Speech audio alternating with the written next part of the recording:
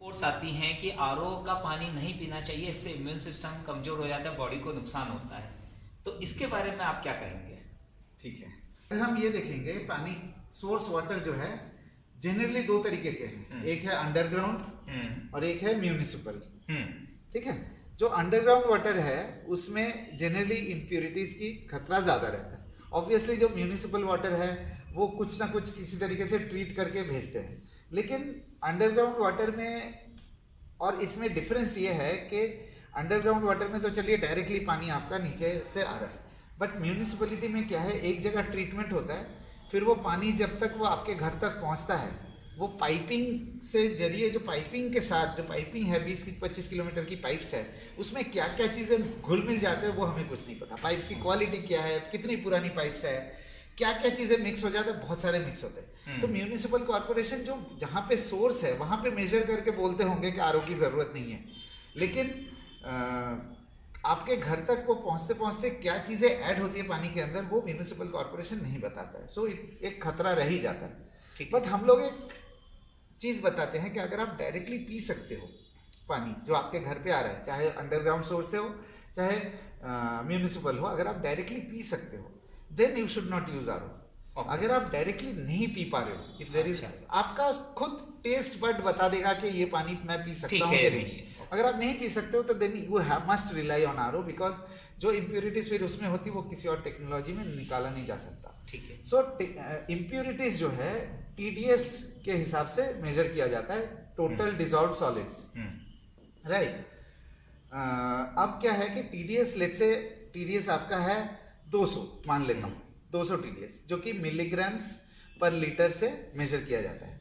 अब ये टीडीएस में डिजॉल्व सॉलिड्स में दो चीजें आती हैं, एक आता है हेल्पफुल मिनरल्स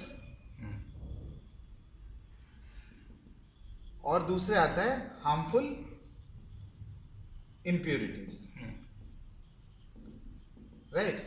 हेल्पफुल मिनरल्स में आपके आते हैं मैग्नीशियम, कैल्शियम, पोटेशियम, हाँ, फिर आपके जिंक एक्सेट्रा एक्सेट्रा, ठीक है। हार्मफुल में आते हैं आपके arsenic, lead, mercury, then nitrates,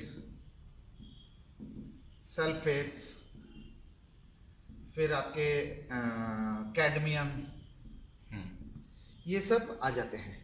अब क्या है कि जब आप टीडीएस मेजर करते हैं मीटर से, ये मेजरमेंट ये नहीं बताता कि मिनरल्स कितने हैं और इम्प्यूरिटीज कितने हैं, ये टोटल बताता है कि टोटल डिजॉल्व सॉलिड्स 200 मिलीग्राम है 1 लीटर के अंदर। Okay. But we can't differentiate के मिनरल्स कितने हैं और इम्प्यूरिटीज कितने हैं। डेफिनेटली अगर आप ये मेजरमेंट 15-20 साल पहले लेंगे जिस समय इम्प्यूरिटीज कम थे तो ऑब्वियसली उस समय मिनरल ज्यादा थे, लेकिन आज की सिचुएशन अगर मैं देखूं, ये हार्मफुल इम्प्यूरिटीज का जो मेजर सोर्स है वो है इंडस्ट्री और एग्रीकल्चर। आज भी करीब 65 से 70% एरिया इंडिया का एग्रीकल्चरल लैंड्स है, और एग्रीकल्चर पेस्टिसाइड्स और फर्टिलाइजर्स के बगैर पॉसिबल नहीं होता। जब आप पेस्टिसाइड्स डालते हो, वो पेस्टिसाइड्स पत्तों में तो जाता ही है, साथ में मिट्टी में भी जाती है। जब वो मिट्टी में जाती है फिर वो सीप करके पानी के अंदर जाता है। So you can say that because of excessive use of fertilizers, impurities के कंटेंट जो है पानी में बढ़ गए। ठीक है। तो ऑब्वियसली अगर मैं आपसे पूछूं कि हेल्पफुल मिनरल्स और इम्प्यूरिटीज का ratio, nobody can tell it so accurately, और ये एक्यूरेसी होगा भी नहीं क्योंकि इंडिया के कई जगह उसकी रेशियो अलग अलग होगी। बट ये तो जाहिर है कि ये इसकी प्रोपोर्शन बिल्कुल ज्यादा होगी। अब आप ये सोचिए कि चाहे आप अंडरग्राउंड लीजिए चाहे आप म्यूनिसिपल लीजिए, ये दोनों चीज तो होंगी होंगी, एंड यू कैन डिफरेंशिएट कि ये कितने ये कितने हैं। ठीक है। और बेसिक फिल्ट्रेशन से ये चीजें नहीं निकलती। फैक्ट ऑफ द मैटर ये है, बेसिक फिल्ट्रेशन का मतलब है जो कि हार्मफुल नहीं माना जाता है, आरओ नहीं, सॉरी, अपना यूवी रेज, कार्बन मान ले, कार्बन मान ले, और सेडिमेंट मान ले, और या तो यूएफ अल्ट्रा फिल्ट्रेशन एक और है वो मान ले। ये सब पूरी चीज भी अगर आप मिला देंगे ना, it doesn't eliminate this so well.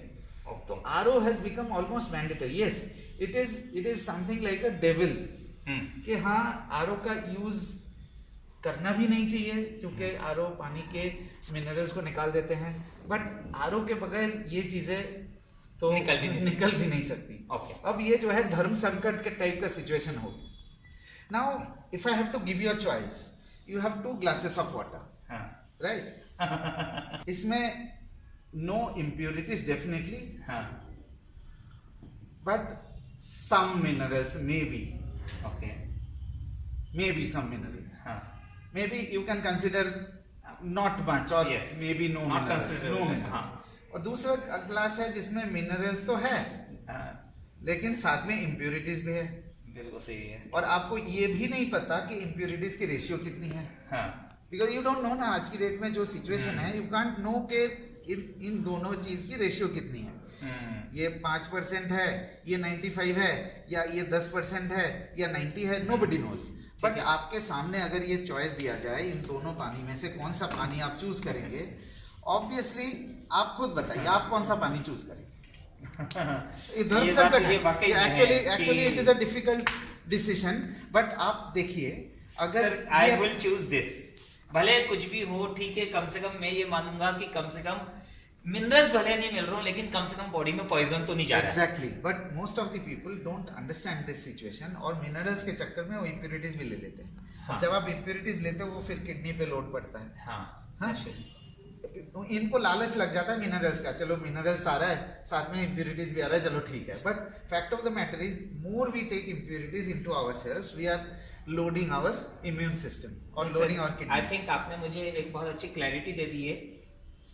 What I will do, मैं ये लेऊंगा, है ना, आरओ वाला पानी, और जो मिनरल चाहिए वो मैं फूड से, सप्लीमेंट से, इन सब से, न्यूट्रिशन से मैं ले लूंगा। बिल्कुल सही कहा। इसका मैं आपको एक और एग्जांपल देता हूँ। ठीक है। जैसे let's say what we need throughout the day. Yes. What we need is carbs, minerals,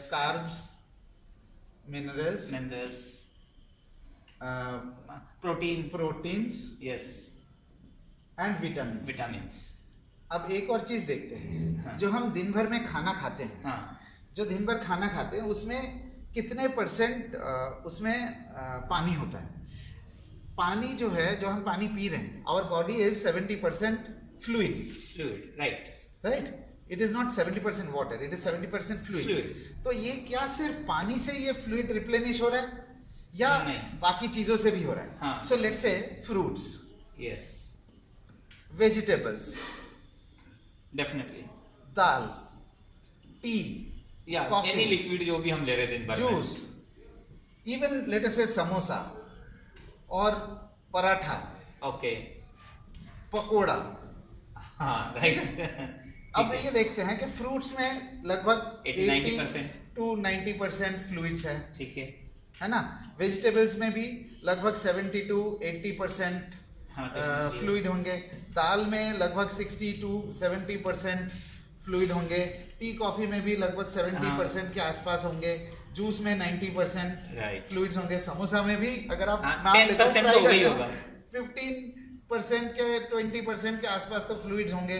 paratha में भी पानी से तो बना ही गया ना, तो वो उसमें भी मान लेता हूँ 15% होंगे लगभग, हो सकता है। पकोड़े में भी मान लेता हूँ 10% होंगे।